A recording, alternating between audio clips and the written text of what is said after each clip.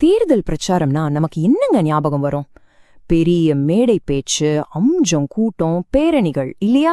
ஆனா அதெல்லாம் ஒரு பக்கம்தான். இப்போ திரைக்கு பின்னால டேட்டாவை வச்சு ஒரு பயங்கரமான ஆட்டமே நடக்குது. ஒரு பொலிட்டிக்கல் ப்ளூ பிரிண்ட், அதாவது ஒரு அரசியல் வரைபடம் தயாராகுது.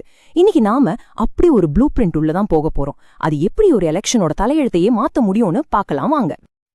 இந்த நம்பரை பாருங்க, 2230. இது வெறும் நம்பர் இல்ல.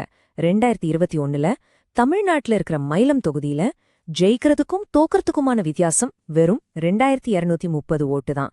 யோசிச்சு பாருங்க, ஒரு முழு தொகுதியோட ஃபியூச்சரையே மாத்தின கொஞ்சோண்டு ஓட்டுகள். அப்போ கேள்வி இதுதான், இவ்ளோ டஃப்பான ஒரு க்ளோஸ் ஃபைட்ல எப்படி ஜெயிக்கிறது? சும்மா அதிர்ஷ்டத்துல ஜெயிக்க முடியுமா, இல்ல இதுக்கு பின்னாடி ஏதாவது பெரிய பிளான், ஒரு ஸ்ட்ராட்டஜி தேவையா? வாங்க, இத பத்தி தான் நாம ஆழமா பார்க்க போறோம். இப்போ இருக்கிற இந்த மாடர்ன் டேட்டா ட்ரிவன் பாலிடிக்ஸ புரிஞ்சுக்கிறதுக்கு நாம மயிலம் தொகுதிய ஒரு கேஸ் ஸ்டடியா எடுத்துக்கலாம். இது வெறும் ஒரு தொகுதியோட கதை மட்டும் இல்லைங்க, இன்னட்டி பாலிடிக்ஸ் எப்படி ஒர்க் ஆகுதுங்கிறதுக்கான ஒரு க்ளோஸ் அப் லுக்.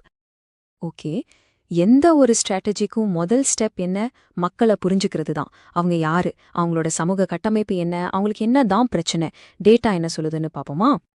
இங்க பாருங்க, மயில்தோட சமூக கட்டமைப்பு எவ்ளோ டைவர்ஸா இருக்குன்னு. இதுதான் ரொம்ப இன்ட்ரெஸ்டிங்கான விஷயம். எந்த ஒரு அரசியல் பிளானும் இந்த ரியாலிட்டியில இருந்து தான் ஸ்டார்ட் ஆகணும். இங்க இருக்கிற முக்கியமான கம்யூனிட்டிஸோட தேவைகளை கண்டுக்காம ஜெயிக்கவே முடியாது. சரி, யார் யார் இருக்காங்கன்னு தெரிஞ்சா மட்டும் போதுமா? போதாது, அவங்களுக்கு என்ன பிரச்சனைன்னு தெரிஞ்சுக்கணும். அதுதான் அடுத்த ஸ்டெப். இந்த டேட்டா அதுதான் தெளிவா காட்டுது. ஒவ்வொரு சமூகத்துக்கும் என்னென்ன பிரச்சனைகள் இருக்குன்னு பாருங்க.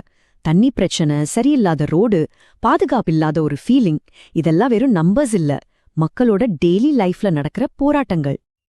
அப்ப பாயிண்ட் என்னன்னா, இப்போலாம் கேம்பெயின் வெறும் ஜாதி மதம்னு அடையாள அரசியல மட்டும் பாக்குறதில்ல, அதையும் தாண்டி மக்களோட வாழ்க்கையில என்னென்ன டெவலப்மெண்ட் கேப்ஸ் இருக்குன்னு ஆழமா அனலைஸ் பண்றாங்க. உண்மையிலேயே ஓட்டு போட போறவங்களை எது பாதிக்குதுன்னு புரிஞ்சுக்க இதுதான் ஒரே வழி. ஓகே, மக்களை புரிஞ்சுகிட்டாச்சு, அவங்க பிரச்சனைகளையும் புரிஞ்சுகிட்டாச்சு. அடுத்தது, இப்போ இருக்கிற அரசியல் சூழலை அனலைஸ் பண்ணணும். அதாவது ஆட்சியில இருக்கிறவரோட வீக்னஸ் என்ன, அவருக்கு எதிரா நிக்கிறவங்களுக்கு என்ன சான்ஸ் இருக்கு, இதுக்கும் டேட்டா தான் நமக்கு வழிகாட்டும். இந்த ஸ்ட்ராட்டஜி ரிப்போர்ட் பதவியில இருக்கிறவரோட வீக்னஸ தெளிவா லிஸ்ட் பண்ணிது பாருங்க. வெறும் 1.3% ஓட்ல தான் ஜெயிச்சிருக்காரு. நலத்திட்டங்கள், ரோடு போடுறது மாதிரி விஷயங்கள்ல அவரோட பெர்ஃபார்மன்ஸ் ரொம்ப கம்மி. தண்ணி, ரோடு, கிரைம்னு மக்கள் செம்ம கோவத்துல இருக்காங்க. இதெல்லாம் வச்சு பார்க்கும்போது ஒரு புது வேட்பாளருக்கு நல்ல வாய்ப்பு இருக்குன்னு தெரியுது. அந்த ரிப்போர்ட்ல இருந்து எடுத்த இந்த ஒரு லைனை பாருங்க, பதவியில் இருப்பவரின் பிடி தளர்வாக உள்ளது. சிம்பிளா சொல்லிட்டாங்க. இதுக்கு என்ன அர்த்தம்? சேலஞ்ச் பண்றதுக்கு இதுதான் கரெக்டான டைம்னு அர்த்தம். இப்போ ஒரு முக்கியமான டெக்னிக்கல் டேர்ம்க்கு வருவோம். மீட்கக்கூடிய வாக்காளர்கள், அதாவது ரிடீமபிள் வோட்டர்ஸ். இவங்க யாருன்னா, போன எலெக்ஷன்ல சின்ன சின்ன கட்சிகளுக்கு ஓட்டு போட்டவங்க. இவங்களை இப்ப நம்ம பக்கம் இழுக்க முடியும். இவங்க தான் ஒரு எலெக்ஷனோட ரிசல்ட்டையே மாத்தக்கூடிய ஸ்விங் வோட்டர்ஸ். அவங்கள கண்டுபிடிச்சு அவங்க நம்பிக்கைய வாங்குறது தான் ஜெயிக்கிறதுக்கான ஒரே சாவி. இந்த ஸ்விங் வோட்டர்ஸ் எவ்ளோ பேர் இருக்காங்கன்னு இந்த சார்ட் காட்டுது பாருங்க. கிட்டத்தட்ட 7% ஓட்டு அவங்க கையில இருக்கு. போன தடவை ஜெயிச்சவருக்கும் தோத்தவருக்கும் வித்தியாசம் வெறும் 1.3% தானே ஞாபகம் இருக்கா? அப்போ இந்த 7% ஓட்டை யார் வாங்குறாங்களோ அவங்க ரொம்ப ஈஸியா ஜெயிச்சிடுவாங்க. கேம் சேஞ்சரே இவங்க தான். சரி, அனாலிசிஸ் எல்லாம் முடிஞ்சது. இப்போ ஆக்ஷன் பிளானுக்கு போலாம். அந்த ரிப்போர்ட் சொல்ற மெயின் ஸ்ட்ராட்டஜி என்னன்னு பார்க்கலாமா? இந்த ஸ்ட்ராட்டஜி ரொம்பவே இன்ட்ரெஸ்டிங்கா இருக்கு. இதுக்கு பேரு சதுர்முக கோட்பாடு. அதாவது 4 முகம் கொண்ட ஒரு டாக்டரின். சிவனோட ஆக்ரோஷம், விஷ்ணுவோட நிலைத்தன்மை, பிரம்மாவோட புதுமை, துர்கையோட பாதுகாப்பு. வாவ்! ஒவ்வொரு முகமும் மக்களோட ஒவ்வொரு விதமான கவலைகளுக்கும் பதில் சொல்ற மாதிரி ஒரு மெசேஜ் கொடுக்குது. இது ஒரு மல்டி லெவல் மெசேஜிங் ஸ்ட்ராட்டஜி. செம்மையா இருக்குல்ல? அந்த பெரிய ஸ்ட்ராட்டஜி எப்படி சின்ன சின்ன டார்கெட்டட் மெசேஜா மாறுதுன்னு இந்த டேபிள் காட்டுது பாருங்க.